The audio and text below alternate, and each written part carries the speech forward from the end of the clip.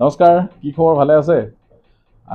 আজি আসলে এটা আলোচনাও ঠিক নহয়, বস্তু এটা শ্বেয়াৰ কৰিব আহিলোঁ। বহুতে কৈ আছে আসলতে কম ইনভেষ্টমেণ্টত কিবা নতুন ব্যৱসায় কৰিব পাৰি নেকি, বা মানে এক্সপেৰিমেণ্ট কৰিব পাৰি নেকি, মোক মেছেজ কৰিছিলে। আচলতে মই এটা আপোনালোকৰ লগত শ্বেয়াৰ কৰিব বিচাৰিছোঁ। ঠিক মোৰো এটা এক্সপিৰিয়েঞ্চ শ্বেয়াৰ কৰিম আপোনালোকৰ লগত। আজিকালি প্ৰায় আপোনাৰ যিহেতু মাৰ্কেটত মাছৰুমৰ চাহিদাটো বাঢ়ি গৈছে আৰু বহুতে মাছৰুম খেতি কৰিব বিচাৰে, কিন্তু মাছৰুম খেতি কৰিব বিচাৰোঁতে কি হৈছে, তাৰ বীজ ক'ত পাব, খেৰ ক'ত পাব, সেইখিনি লৈ আচলতে টেনশ্যন থাকে। কিন্তু মোৰ লগৰ এজন আছে আপোনাৰ তিতাবৰৰ ওচৰতে, তিতাবৰ আপোনাৰ মাধৱপুৰৰ ওচৰতে ঘৰ। তাতে কি হৈছে, মোৰ লগৰ এজন আছে বন্ধু মাছুদ আহমেদ বুলি, তেওঁ তাত মাছৰুমৰ খেতি কৰি আছে, প্ৰায় লকডাউনৰ সময়ৰ পৰাই খেতি কৰি আছে, আৰু তেওঁ এটা ধুনীয়া তাত ৰিটাৰ্ণো পাইছে। আৰু তেওঁৰ লগতে আৰু এটা কাম কৰিছে কি, তাত যিটো মাছৰুম আমি কৰিবৰ বাবে আমাৰ খেৰৰ প্ৰয়োজন হয়, খেৰখিনি কেনেকৈ আমি গোটাম এইখিনিও আমাক দৰকাৰ হয়। এইখিনি আচলতে সি তাত ভাল অপশ্যন এটা ৰাখিছে বৰ্তমান। অপশ্যনটো কেনেকুৱা হয় মই আপোনালোক দেখুৱাই দিম। মই দেখুৱাই আছোঁ ৰ'ব ভিডিঅ'ত আপোনালোকক তাত কেনেকৈ কৰিছে মই কমপ্লিটলি দেখুৱাই দিছোঁ। নতুন বেগ এতিয়া ফুলিবলৈ ষ্টাৰ্ট হৈছে এইখিনি। হয়, এইটো সৰু সৰু কলি আহিছে, এইটো এনেকৈ। হয়, এইটো মই হাইব্ৰিডটো কৰি আছোঁ। এইটো হাইব্ৰিডটো ন? হাইব্ৰিড মুখ বহুত গাল ওলাই একেলগে। অ'কে, এইটো হাইব্ৰিড হয়। হাইব্ৰিড এইটো অলপ অলপকৈ ফুলিছে বেগখিনি। হয়, এইটো এটা ধুনীয়া মুখ ওলাইছে, এইটো চাওক। হয় হয়, এইটো ধুনীয়া মুখ ওলাইছে। এইবোৰ কিমান দিন লাগে ওলাওঁতে? এইবোৰ অলমষ্ট ওলাওঁতে 25 পৰা 30 দিন লাগি যায় গৰম কালি। হয় হয়, আৰু ঠাণ্ডা দিনত 20-22 দিনত আহি যাব ধুনীয়াকৈ ন, ফুল আহি যায়। অ'কে, তাৰপিছত অলমষ্ট চিঙোতে আৰু গৰম কালি। হয়, আৰু এইটো প্ৰায় এমাহ লাগি যায়, এমাহত আৰু ছিঙিব পাৰিব। হয়, ছিঙি পেলাই ধুনীয়াকৈ এইবোৰ কলি আহিছে, এইবোৰ চব ছিঙিব যায়। এইটো ৰ'দটো এনেই, এইবোৰ গোটেই মাছৰুমেই হয় ন? এইখিনি চব মাছৰুম। এইটো অয়েষ্টাৰ মাছৰুম বুলি কয়। এইটো কি মাছৰুম বুলি কয়? অয়েষ্টাৰ শেষ হৈছে। ইয়াতে এইবোৰ বিক্ৰী হৈ গ'ল নি? এইটো অলমষ্ট ফুলি শেষ হৈ গ'ল, ফিনিছ হৈ গ'ল। অ'কে, এইটো আৰু 10-12 দিনত পৰা ৰুমটো খালী হৈ আকৌ নতুন পেকেট ইয়াত ভৰোৱা হ'ব। ইয়াততো মাজে মাজে ট্ৰেইনিঙো দিয়া নেকি? ট্ৰেইনিং ল'বলৈ আহি থাকে, আহে ন? তেনেকৈ আহে, ট্ৰেইনিঙো দিয়া হয়। হয়, আৰু মোৰ আৰু এটা বেলেগ অপশ্যন এটা আছে, মই ৰেডিমেড বেগো চিলিণ্ডাৰ ৰেডি কৰি বিক্ৰী কৰোঁ। অ'কে, ইয়াৰ পৰা যদি কোনোবাই ল'ব বিচাৰে, পাৰ্চেছ কৰিব বিচাৰে, আহিব পাৰে, নিব পাৰিব। আৰু এটা চিলিণ্ডাৰত কিমান পৰি যায়? এইটো মই কমপ্লিট খেৰ আনি কাটি ৰেডি কৰি চিলিণ্ডাৰ বনাই স্পন ভৰাই চব ৰেডি কৰি দিওঁ 110 টকাত। সেইটো ঘৰত নিলে লগালে হ'ল আৰু লগাই অকল হেং কৰি তাত পানী যেতিয়া মই কৰি দিম, গাইড কৰি দিম, পানী যেতিয়া স্প্ৰে কৰিব লাগে, কপাৰত খুলিব লাগে।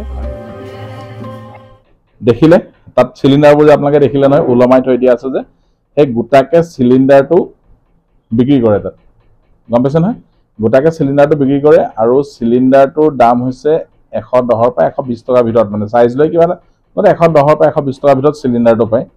ময়ো যোৱা বছৰ আনিছিলোঁ চিলিণ্ডাৰ অনাৰ পিছত প্ৰায় 2টা চিলিণ্ডাৰ আনিছিলোঁ। মই 2টা চিলিণ্ডাৰ আনোতে প্ৰায় 28 দিনমানৰ পিছত যোনটো মাছৰুম হয়, সেই মাছৰুমটো প্ৰডাকশ্যন হৈ গৈছিলে ধুনীয়াকৈ, আৰু এটা চিলিণ্ডাৰত প্ৰায় 2 কেজিৰ পৰা 2.5 কেজি 2 কিলো 800 মান ওলাইছিলে মোৰ তাত দেই। মোৰ প্ৰায় 2.5 কিলোতকৈ বেছি ওলাইছিলে এটা আপোনাৰ চিলিণ্ডাৰৰ পৰা। তো মই যদি 120 টকাকৈ বা 110 টকাকৈ এটা চিলিণ্ডাৰ আনো, আপোনাৰ চাওক তাত কি হৈছে, যদি আমাৰ 2.5 কিলো ওলায়, 200 টকাকৈ ধৰিলেও আমি 500 টকা হয়, আৰু 300 টকাকৈ ধৰিলেও আমাৰ প্ৰায় 750 টকা হয়।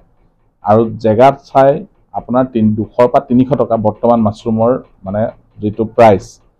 গতিকে আপোনালোকৰ যদি প্ৰয়োজন হয়, গোলাঘাটৰ একদম কাষতে আছে তিতাবৰৰ ওচৰত, মই ফোন নম্বৰ দি দিম, আপোনালোকেও চিলিণ্ডাৰটো লৈ ল'ব পাৰে।